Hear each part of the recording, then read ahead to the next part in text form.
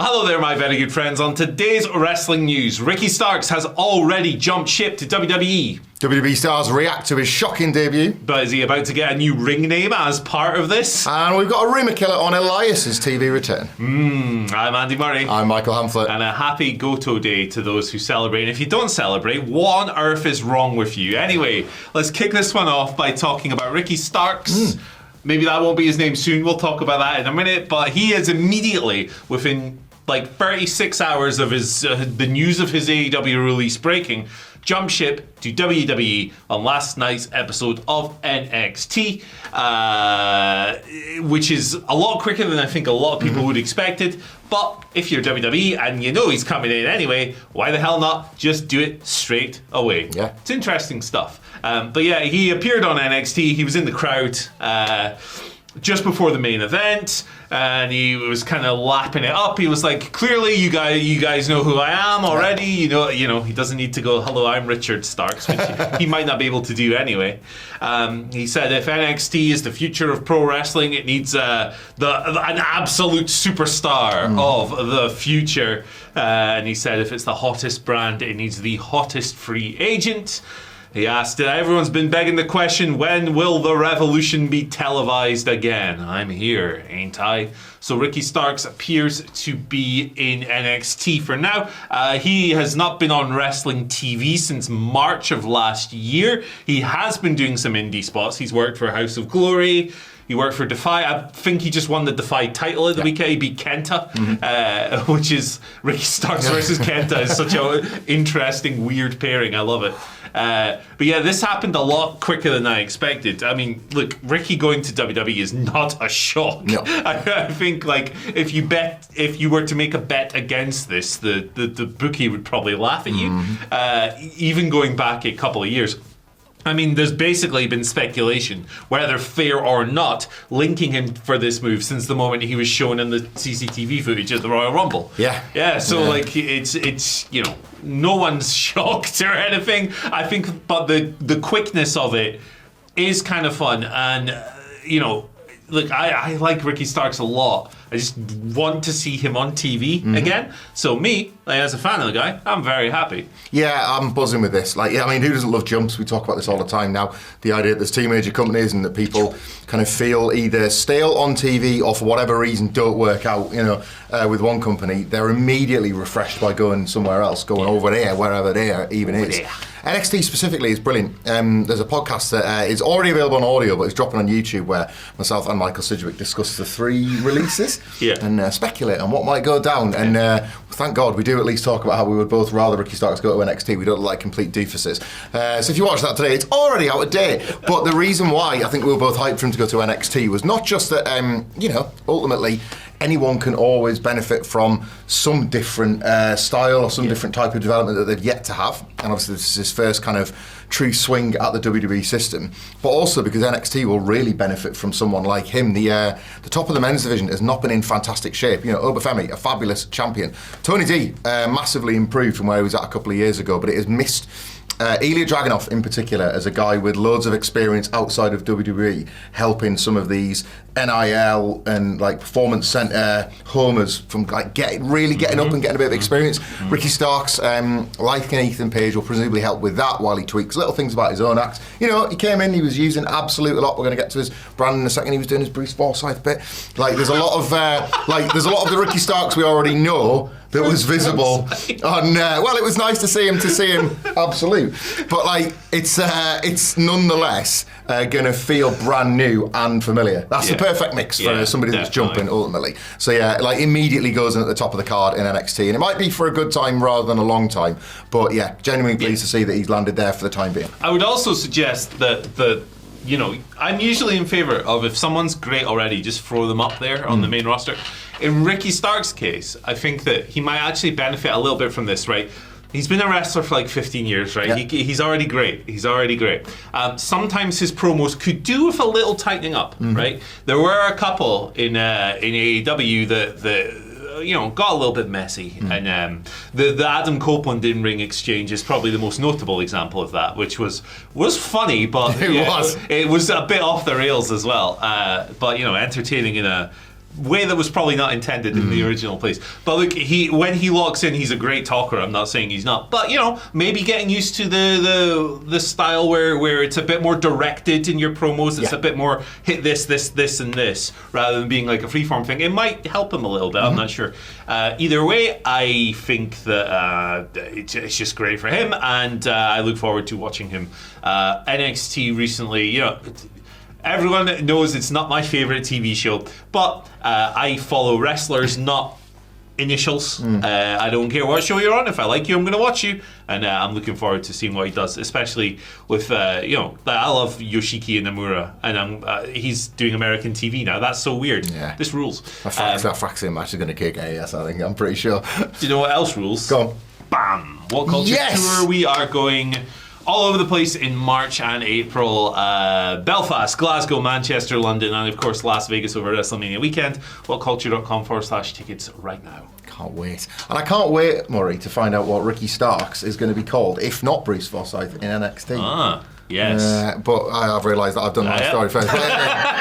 And we'll find out about that in one story's time, because what I want to talk about is the WWE wrestlers that are super excited about his arrival. It's been a weird morning, there's a lot of delayed trains. CM Punk, Jade Cargill and the like are buzzing with their former colleague and now, I guess, present colleague making his WWE debut at long last. Punk and Starks obviously worked together in 2023. It was kind of CM Punk's last project feud on Collision before everything happened at Wembley. That was abandoned and Starks ended up having, well, he got the best of it because he had that awesome match with Bryan Danielson as a bit of a make good, but it was kind of one of Starks' last true singles runs with the Punker, and he simply put on one of his Instagram stories an image of the debut with a big smiling emoji. He seemed buzzing. Jade Cargill, they've obviously always sort of been open about their friendship from back in their AEW days together, and she tweeted saying, "My best friend's so proud," to which Starks replied, "We did it." So you sense that's like a conversation of the two of them both being able to make this jump together. And interestingly, Carmelo Hayes also added 3 fire emojis to sort of share his excitement at Starks' arrival.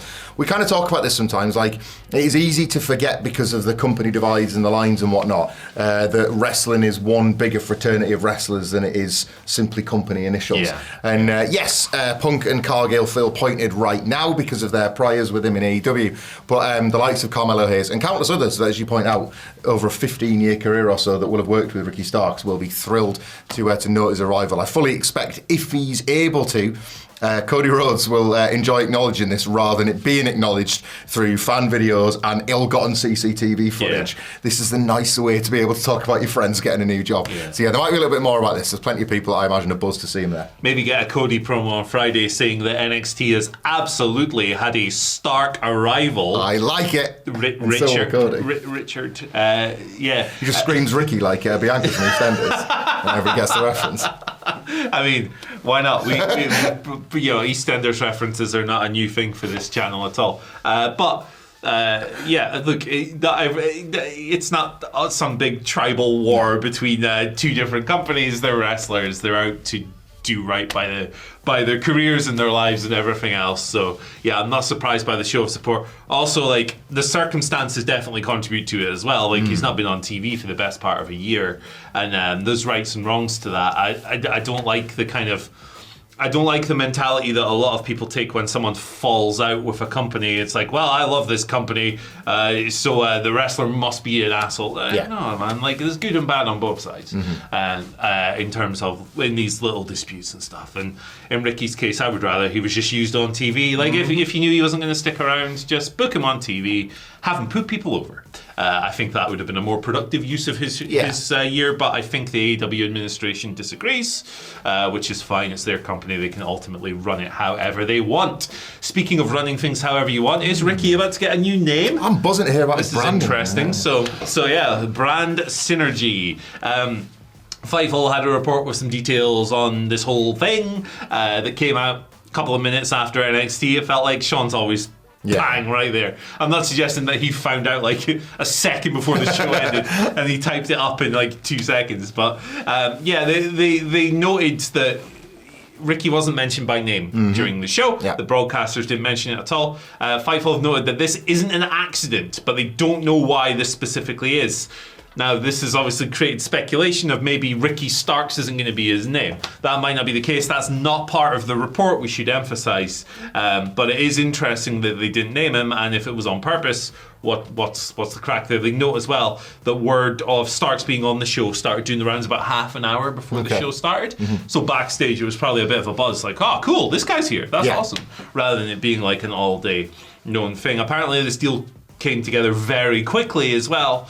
As of December, the Fightful had been told that nobody from WWE had communicated interest to Starks. But those that they spoke to recently said that I've mushed this up. Those they spoke to also said that if they knew he was becoming available, they'd be interested. Yeah, of course. So it's Ricky Starks. He's good. So I don't know. Maybe one for the old name generator. I know that list of names they trademarked did the rounds, and it was all like Carson Bilson. Here he is. Here's Braxton, absolutely. Yeah. Or something like that, like there. It's Absolute Richard. I don't know. What are they going to do? Ricky Revolution? Jaden the Rock Johnson, or something like that. Like the thing is, like, I understand the panic around the name generator names, the cynicism around the idea that you go into the WWE machine and regardless of who you are, you get like kind of mashed into the way they want it. It's not quite what it used to be. Look, some of the examples we've just talked about here, like your Jade Cargill, your Ethan Page, even Sean Spears, who was somebody very prominent and over in WWE briefly in Ty Dillinger, came back to NXT as Sean Spears.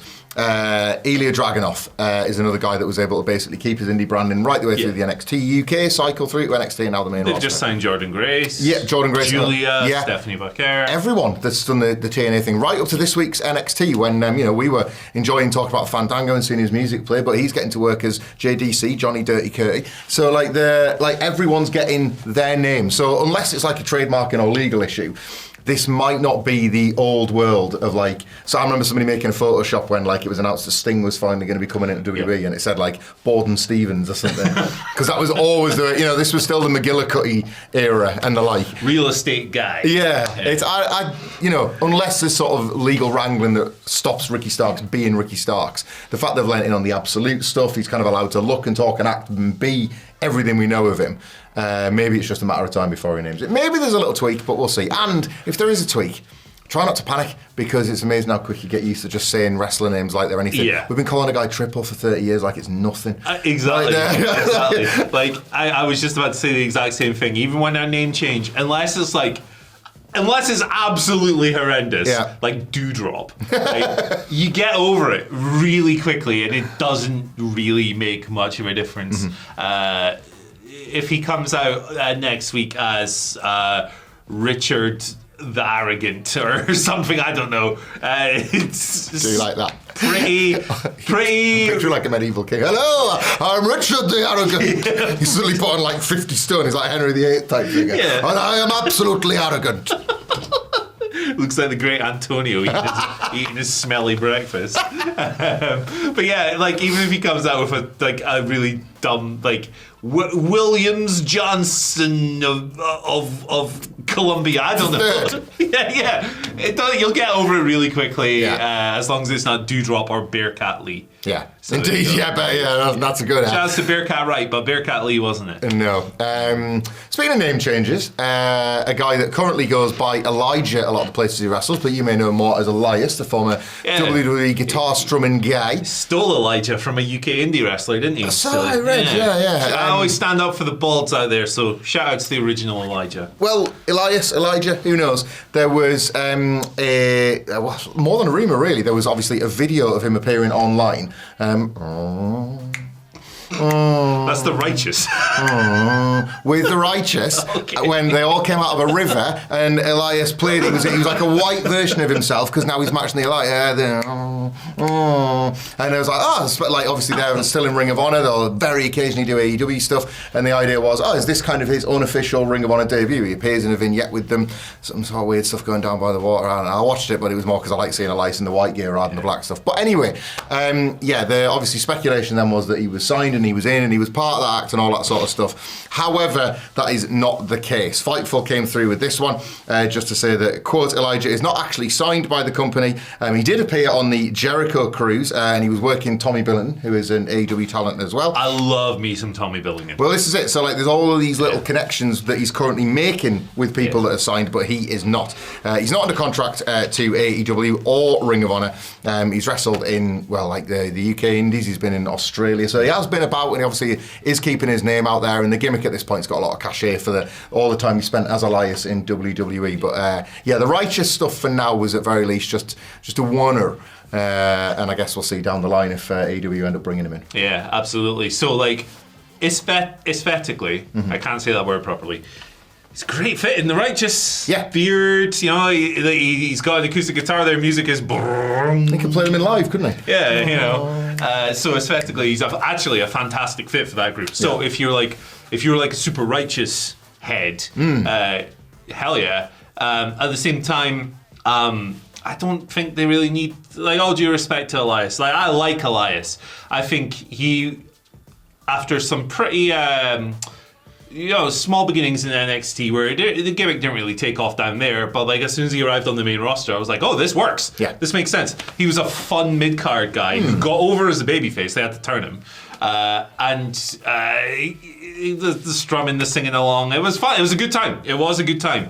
And a highlight, actually, of the grimmest era ever, the pandemic era. Yeah. So, like, I have a lot of time for the gimmick. I don't know if AEW and maybe Ring of Honor could use him, for sure. That show could probably use a few more things like that, but not signed for now. We'll see what comes of it. But. Yeah, we will see down the line if indeed Ring of Honor want to work with Elias. Ooh, very nice.